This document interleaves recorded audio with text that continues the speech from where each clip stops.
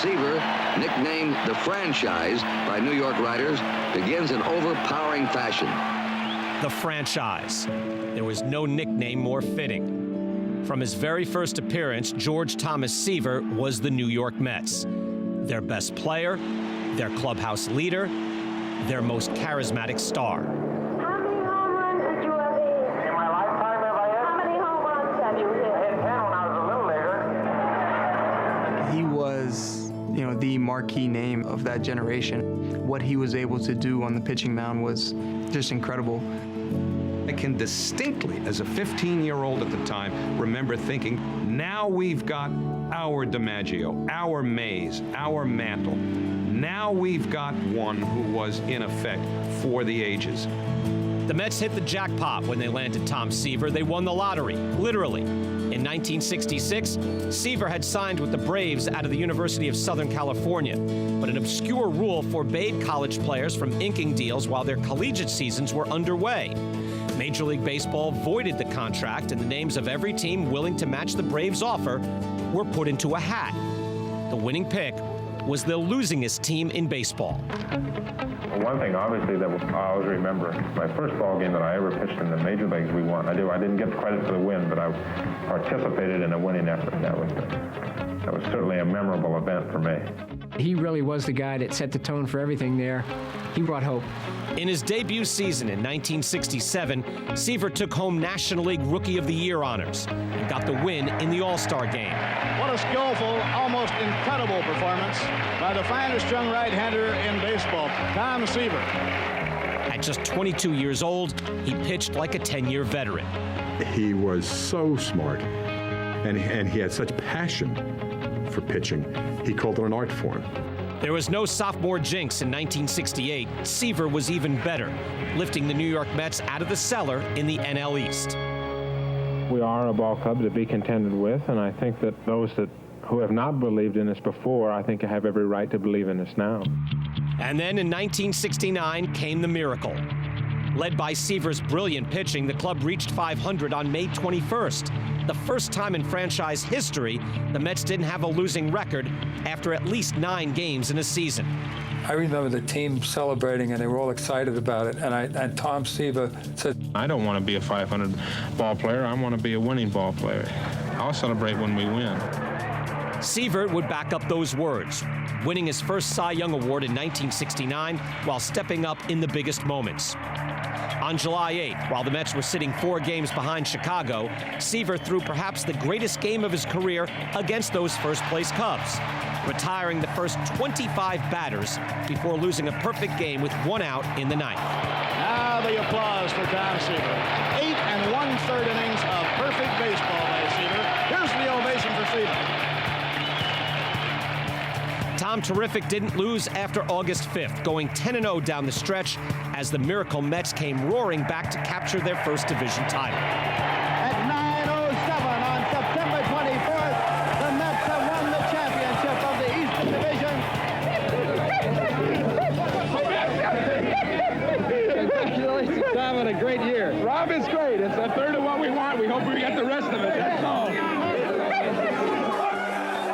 Riding that wave of emotion, the Mets cruised through the championship series against Atlanta and then toppled the heavily favored Orioles in the World Series, stunning the baseball world.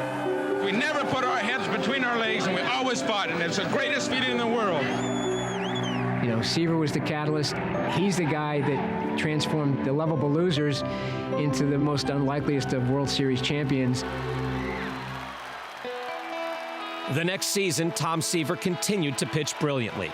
He struck out 283 batters in 1970, including a then record 19 on April 22nd, fanning 10 in a row to close out the game. He was unbelievable. He mowed them down. The last 10 guys in the game never hit the ball.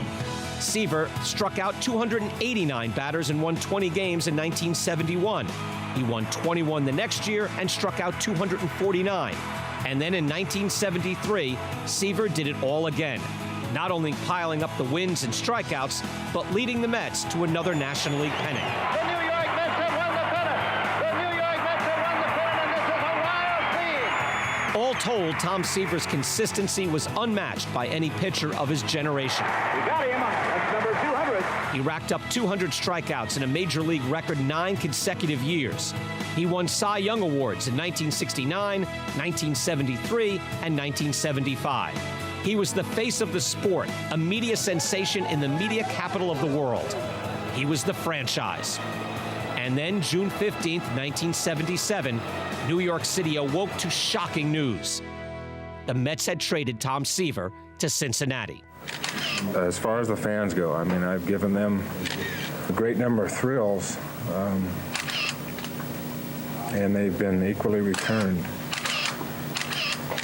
And the ovation I got the other night,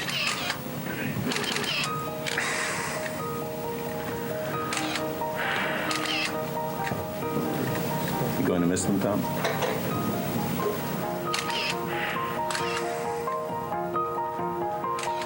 Tom Seaver would continue his winning ways as a Red, including notching an emotional victory over the Mets in his return to Shea Stadium. Like a reunion with their own fondest memories, New York fans poured out their love for the man, not the uniform. Adding insult to injury for New York fans, after throwing 5 one-hitters in his Mets days, Tom Seaver would finally get his elusive no-hitter June 16th, 1978. And this one belongs to the Reds. Seaver would spend 5.5 seasons in Cincinnati, along the way becoming just the 5th pitcher in baseball history to record 3,000 strikeouts. Take a bow, Tom. After 14 seasons, man, you've earned it. And then in 1983, with new ownership in place, the Mets re-signed Tom Seaver, only to see the reunion cut short when he was selected by the Chicago White Sox in the free agent draft. It was with Chicago that Tom Seaver arrived in New York City August 4th, 1985, with a chance at making history. This is justice. This is justice. He wins his 300 in New York in Yankee Stadium. Should be in Shea.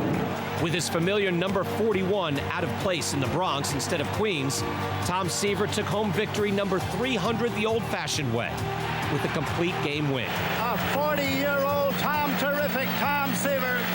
Look at the emotion spilling out all over. That's as happy as I've been after a ball game in a long time.